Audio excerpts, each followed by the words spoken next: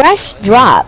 Well, now to a Fox 5 exclusive in the case of dancehall artist Vybz Kartel. The star is set to be released after years behind bars. This news coming in just a short time ago, and only our Lisa Evers has it. Lisa, what are we hearing tonight? Well, Natasha and Steve, it took nearly 13 years, a non-stop legal fight that spanned from Kingston to Jamaica to London.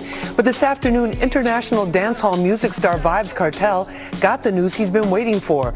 The Jamaica Court of Appeal ordered him and his 3 co-defendants to be released immediately.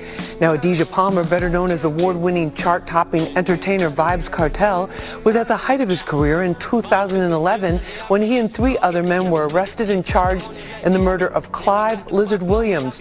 Kartel maintained his innocence throughout and fought the conviction over many years and appeals. Finally, his attorney, Isop Buchanan, took it to the UK Privy Council, which quashed or threw out the guilty verdict last March. But they left it up to the Jamaican Court of Appeal